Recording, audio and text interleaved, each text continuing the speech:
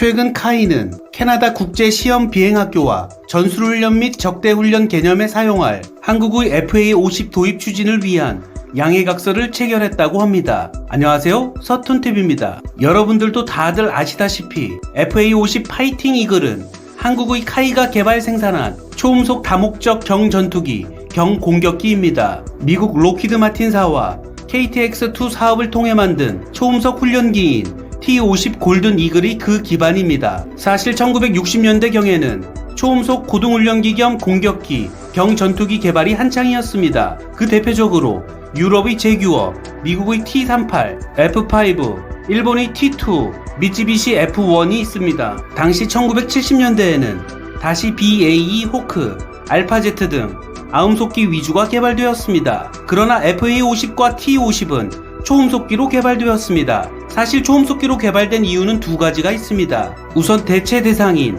F-5의 임무 영역이 근접 공중 지원을 포함해 공중전까지도 포함되기 때문입니다. 아무리 최신의 기종이라도 F-5가 담당하는 마하 0.8에서 1.2의 천음속 영역과 마하 1.6 영역에서의 전투기급 비행 성능이 없으면 F-5의 직접 대체가 어려워진다는 점 때문입니다. 그 결과 경전투기급 비행 성능을 확보하면서 제공권 확보가 불확실한 환경에서도 본격 전투용으로 운영 가능해집니다. 다른 한 가지는 FA50과 모체가 되는 T-50이 한국 항공산업에 있어서는 초음속기 기술 도입 개발 단계에 해당하기 때문입니다. 즉 FA50을 초음속 전투기 기술 도입 개발 사업으로 진행해야만 그 다음 단계인 KF-X에서 초음속기 독자 개발이 가능해집니다. 거꾸로 이야기하면 T-50을 고만고만한 아음속기로 개발하고 끝냈을 경우 KF-X 개발 단계에서 초음속 기술 습득에 대한 개발 요소까지 한꺼번에 밀려 닥치면서 사업계획 수립의 난항을 겪을 수 있다는 것입니다.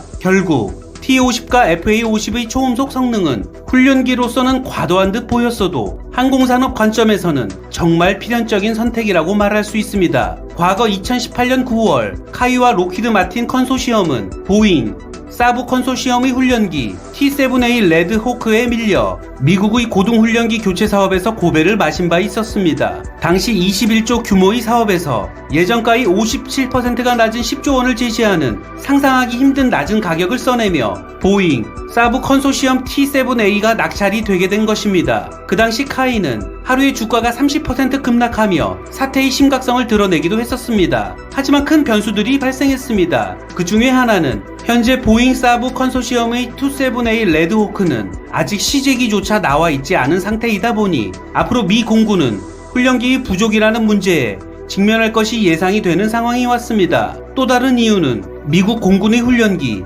T-38 텔론의 노후화가 심각하기 때문입니다. T-38 텔론은 1950년대 개발이 된 기체이며 원래 운용 계획은 2005년이었으나 수명 연장 사업을 통해 2020년까지 연장이 된 기체입니다. 현재 심각한 노후화로 인한 사고 위험이 매우 높아진 상태이기 때문에 미 공군은 보잉 사브 컨소시엄의 T-7A 레드 호크가 나올 때까지 훈련기 부족에 시달릴 수밖에 없게 된 상황이었습니다. 사실 조종사는 공군력이 핵심인 만큼 양성에는 오랜 시간과 비용이 걸리게 됩니다. 자칫 훈련기 부족과 노후화로 소중한 조종사를 잃거나 양성하지 못한다면 아주 큰 손실이 아닐 수 없습니다. 그렇기 때문에 이러한 상황에서 미 공군은 RFX 사업을 통하여 위탁을 받은 미국 내 대행사 힐 우드 항공을 통하여 4에서 8대를 임대하여 사용하는 방식으로 5년간 운용하는 방식을 추진 중입니다. 힐 우드 항공은 구매를 통하여 미 공군에 임대하는 방식이므로 한국으로서는 수출을 하는 셈이 되는 것입니다. 물론 입찰 경쟁이 없는 방식은 아닙니다.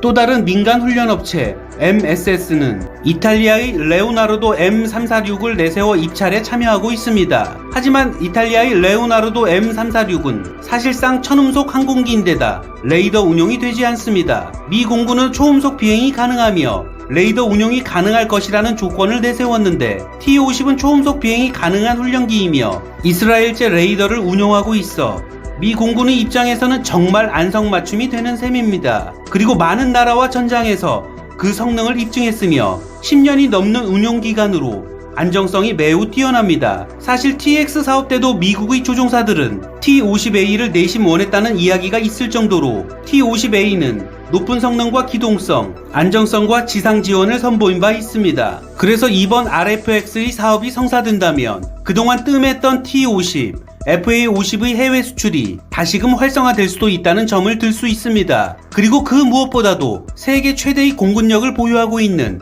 미 공군이 사용한 초음속 훈련기라는 타이틀은 다른 국가에 무한한 신뢰감을 줄 수 있기 때문입니다. 게다가 현재 C-19 여파와 B737 맥스의 연쇄 추락 사고와 센스 결함 이슈로 인하여 77조 원의 구제금융을 신청한 보잉은 창사 104년 이래 최악의 위기를 맞고 있는 상황입니다. 게다가 결정적으로 보잉은 20년간 군용기를 생산한 경험이 없으며 500여 대의 훈련기를 기존의 반값에 제작해내야 한다는 문제에 직면하여 있습니다. 통상 비행기 제작은 계획보다 더 큰 연구 개발비와 기간이 들어가는 것이 보통이기 때문에 2023년까지 안정적으로 공급될 수 있을지도 미지수입니다. 5년간 T-50A가 안정적으로 미국의 전투 조종사들을 양성해낸다면 그 입지는 더욱 커질 것으로 예상되고 있습니다. 이처럼 FA-50은 가성비 면에서 다른 경쟁 기종보다는 정말 메리트가 많습니다. 이런 가운데 놀라운 희소식이 있습니다. 캐나다 국제시험비행학교에서